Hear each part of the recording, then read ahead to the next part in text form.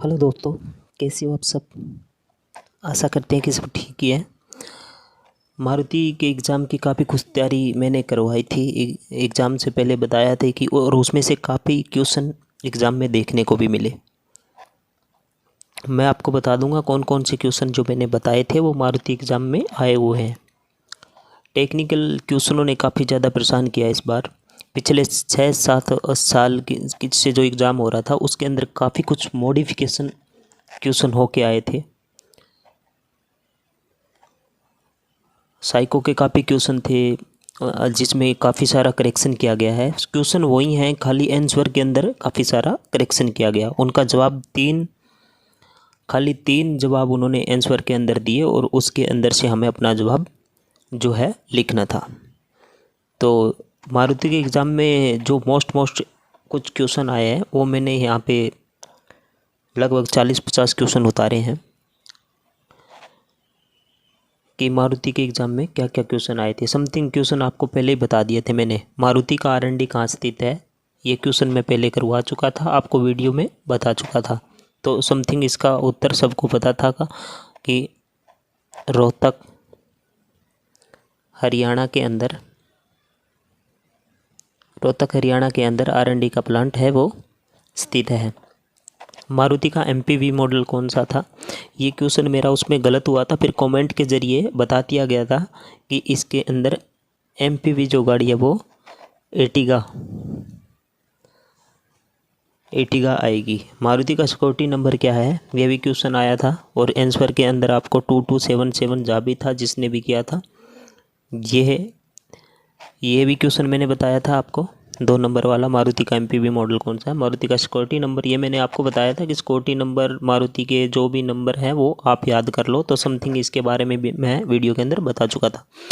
सबसे ज़्यादा स्पेस वाली गाड़ी कौन सी है, ये भी मैंने आपको बताया था। तो उसके अंदर सियाज को दिया हुआ था, तो सबसे ज़्यादा स्पेस वाली गाड़ी है सियाज, उसका करेक्ट आंसर था। एग्ज़ाम के अंदर ये भी क्वेश्चन देखने को मिला। कौन सा मारुति का मॉडल नहीं है, एक क्वेश्चन ये भी आया था कि मारुति का मॉडल कौन सा नहीं था। इसका आंसर टियागो होता है। टियागो जो गाड़ी दी गई थी वो मारुति का मॉडल नहीं है। एस्प्रेसो कौन से प्लांट में बनती है, ये प्लांटों की कुछ गाड़ियों का चेंजिंग किया गया था। एस्प्रेसो है वो कौन से प्लांट में बनती है, तो ये मानेसर के सी प्लांट में ये गाड़ी है जो बनती है। इग्निस कौन से प्लांट में बनती है, तो दोस्तों पहले वेल्डशॉप 2-3 के अंदर इग्निस बनती थी, परंतु अब WS1 वेल्डशॉप गुड़गांव, ये इसका करेक्ट आंसर था। VXI में आई का मीनिंग क्या है, ये क्वेश्चन मैंने अधूरा छोड़ा था और मैंने बताया कि देख लेना इसका जवाब क्या है। तो इसका जो जवाब है वो होता है पावर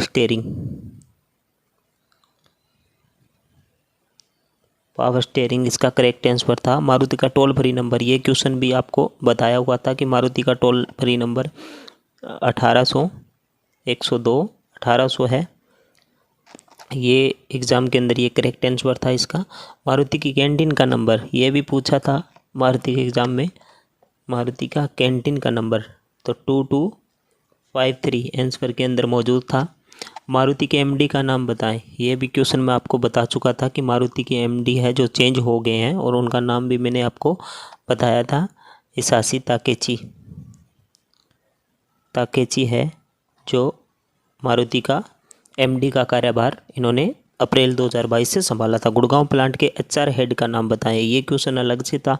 इसके अंदर जो 3 ऑप्शन थे जैसे केनेचियायू, राजीव गांधी और एक का और नाम दिया गया था RC भार्गव, सॉरी ये तीनों ही नहीं है। और चौथा आंसर के अंदर जो भी था जिसका भी नाम था वो गुड़गांव प्लांट के HR के हेड हैं। मानेसर प्लांट के प्रोडक्शन हेड कौन है, तो ये इसमें PK रॉय का नाम दिया गया था, बाकी 3 नहीं थे। तो PK Roy is the correct answer of Manesar plant production head. Maruti के ओल्ड व्हीकल उसमें से दिया हुआ था, तो उसमें ओमनी का नाम था। ओमनी उन सब में से बाकी 3 को छोड़ के चौथा ओमनी है जो सबसे ओल्ड व्हीकल था। नेक्सा में इनमें से कौन सी गाड़ियाँ नहीं है, ये मैंने आपको बताया था। नेक्सा के अंदर कौन कौन सी गाड़ियाँ आती है आप देख के जाना।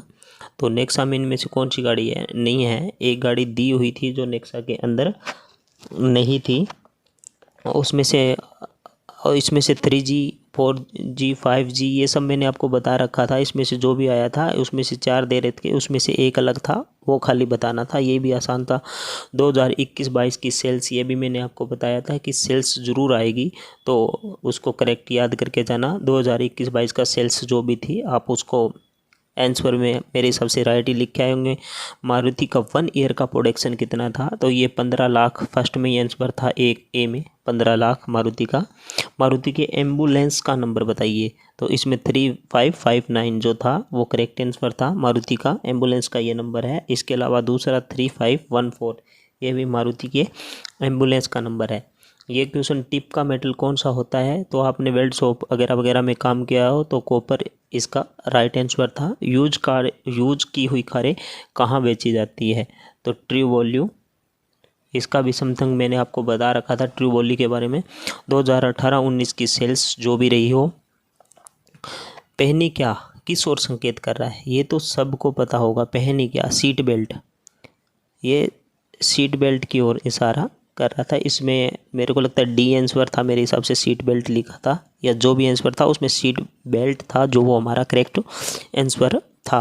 मारुति प्लांट शॉप में कौन सी गैस यूज होती है, मारुति के पेंट शॉप में जो गैस यूज होती है वो दिया हुआ था 134A, 134B, 134C, तो उसमें 134A वो राइट आंसर था।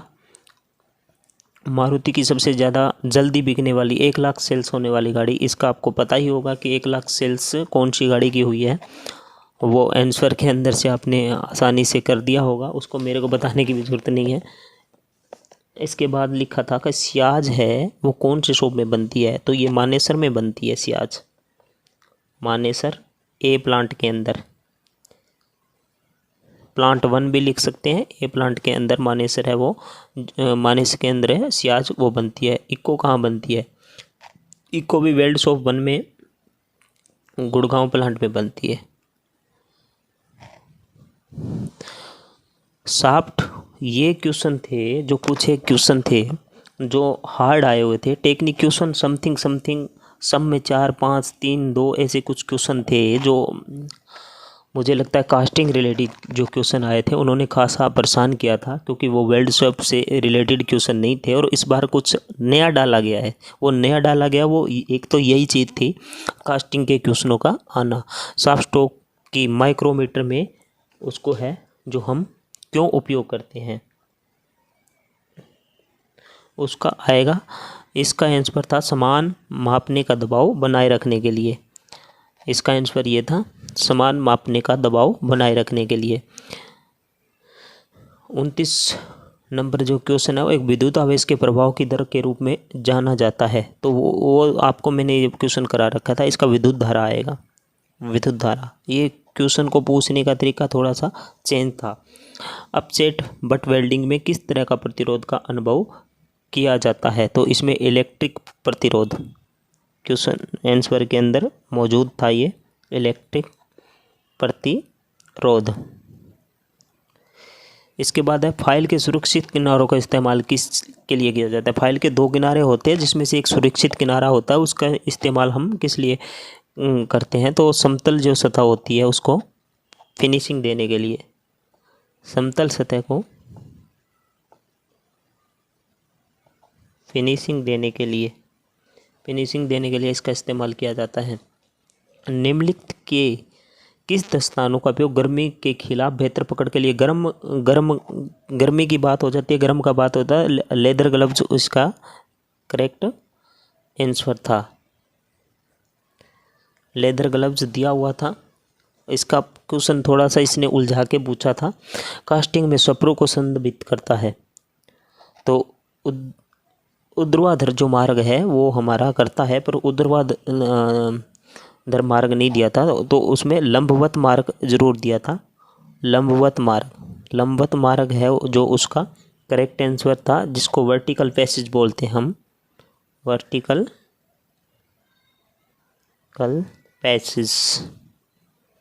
पैसेज है इसका जो करेक्ट आंसर था। 12 mm से कम व्यास वाली सीधी, ये सिर्फ ड्रिल को होल्ड करने के लिए हम किस चीज़ का उपयोग करते हैं, तो ये होता है ड्रिल चक।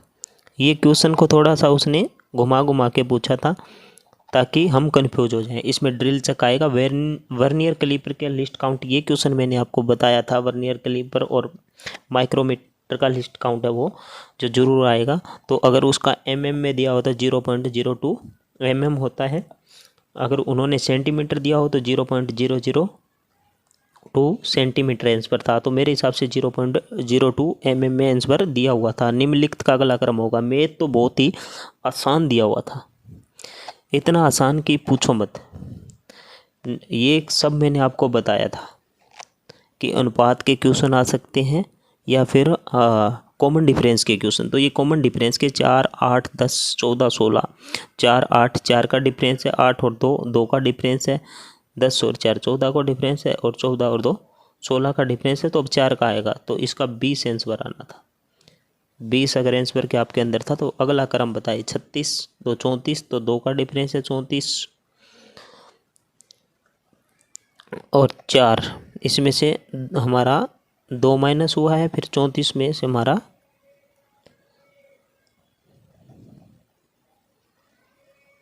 4 माइनस हुआ है।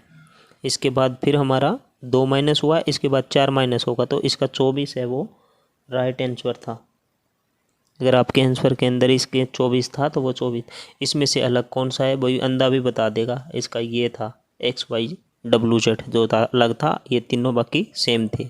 कोई वस्तु 22 रुपये की हो तो 11 वस्तुओं का मूल्य हमें वो है जो बताना था। तो गुना करके 242 इसका राइट आंसर था। अगला क्रम बताएं। इसके अंदर 300 का कॉमन, 480 में से 180 गए 300, और 780 में से 480 तो 300। 780 के बाद ये 300 प्लस करता जा रहा है, तो हमारा हो जाएगा ये 1180। 1180 इसका करेक्ट आंसर है वो जो आ रहा था। इसके बाद है 8, 16, 64, 120। ये सेकंड में आया हुआ था, तो 32 इसका राइट आंसर है। 12 टोपियों को 6 बच्चों में समान भागों में बांटने पर प्रत्येक बच्चे को कितनी टोपियाँ मिलेगी। इसका भी आंसर कोई भी दूसरी तीसरी क्लास का बच्चा भी कर देगा। इसका 2 राइट आंसर आएगा। 12 को भाग देना 6 से, तो 2 आंसर राइट। अगला क्रम बताए। 6, 10, 7, 11, 8, 12। 6 में से 4 को इसने जोड़ दिया, फिर इसमें से 3 इसने माइनस कर दिया। यही फिर किया इसने। 7 और 4, 11, 4 जोड़ दिया, और 8 और 3 माइनस कर दिया, फिर इसने 4 जोड़ दिया। अब इसमें से 3 माइनस होगा, तो 9 इसका वो है जो आंसर आ जाएगा हमारे पास। फायर टाइप्स आया हुआ था। किसी में इलेक्ट्रिक का दिया होता, किसी में ऑयल का दिया होता, किसी में से कौन सी श्रेणी से बुझेगी। तो फायर का टाइप्स मैंने आपको पहले ही बता लिया था कि अच्छे से याद कर लेना। लास्ट में माइक्रोमीटर का लिस्ट काउंट है, तो 0.01 इसका राइट आंसर था। ये तो कुछ क्वेश्चन थे जो कि एग्ज़ाम के अंदर आए थे। मैंने समथिंग क्वेश्चन आपको है वो बता दिए हैं कि एग्ज़ाम के अंदर क्या क्या क्वेश्चन आए थे। इससे भी हार्ड जो हमारे क्वेश्चन है वो एग्ज़ाम में आए हुए थे। सब कुछ तो मेरे पास है नहीं, पर इनमें से मैंने मोस्ट जो क्वेश्चन है वो बता दिए। अब रह गया रिजल्ट आएगा वही मेरे हिसाब से। देखो मारुति ये अनाउंस तो करती नहीं कि मैं इस दिन को जो रिज़ल्ट है वो दूंगी। किसी ने यहाँ पे कमेंट भी कर रखा था कि सर एक जो एग्ज़ाम का रिज़ल्ट है वो कब तक आएगा। तो 10 के बाद और 20 से पहले मेरे हिसाब से रिज़ल्ट को आ जाना चाहिए। इसका पक्का कन्फर्म नहीं है, कोई भी कन्फर्म नहीं बताएगा आपको कि कब तक आएगा। और रिज़ल्ट, हम अपना रिज़ल्ट कैसे पता करें। देखो जो लोग पास आउट होंगे उनको बाकायदा उनके मोबाइल नंबर पर मैसेज कर दिया जाएगा, और मैसेज के साथ आपको कॉल भी प्राप्त होगी। तो इसका मतलब साफ है कि जिसके पास मैसेज आया है, जिसके पास कॉल आई हुई है, वो बंदा जो एग्ज़ाम के अंदर है वो पास आउट है। उसके बाद उसके 2 इंटरव्यू होंगे। इंटरव्यू की तैयारी जैसे ही आएंगे तो हम पहले से आपको करवाना स्टार्ट कर देंगे, ताकि जिस बंदे को लगता हो कि मेरा एग्ज़ाम अच्छा गया है, मेरा एग्ज़ाम अच्छा करके आया हूँ मैं, तो इंटरव्यू में क्या कुछ पूछा जाता है उस हिसाब से हम आपकी तैयारी को वो है करवा देंगे। और बाकी कुछ नहीं है। जो लड़का फेल हो गया है तो उसका कोई इन्फॉर्मेशन नहीं आती है, ऐसे सब मैसेज वगैरह कुछ नहीं आएगा। यही है मारुति का कि मैसेज करती है वो आपको और कॉल करती है और बताती है कि आपका इंटरव्यू किस डेट को है और कहाँ पर आपको आना है। तो अपने डॉक्यूमेंट वगैरह सब कुछ लेके आएँ, साथ में रोल नंबर भी जो आप एग्ज़ाम दे के आए वो भी, उसकी फ़ोटोकॉपी या वो आपके पास ओरिजिनल है तो ओरिजिनल को लेके जहाँ भी आपका इंटरव्यू वगैरह वहाँ पे पहुँचे। हम बता देंगे कि इंटरव्यू कब तक आएगा। आप ग्रुप वगैरह से जुड़े रहो, जितने भी मारुति के जो भी ग्रुप है उनसे आप जुड़े रहो, वीडियो को देखते रहो, जहाँ भी अच्छी वीडियो मिले वहाँ से तैयारी करो। मैं नहीं कहता कि चैनल को लाइक करो, सब्सक्राइब करो, ये सब मेरे को है बस आपकी तैयारी करवाना। वो आप पे डिपेंड करता है कि आप किस तरह से करोगे। तो जितने भी इन्फॉर्मेशन मेरे पास रहेगी मैं आप लोगों के साथ वो है साझा कर दूंगा। तो मिलते हैं हम नेक्स्ट वीडियो में, तब तक के लिए जय हिंद।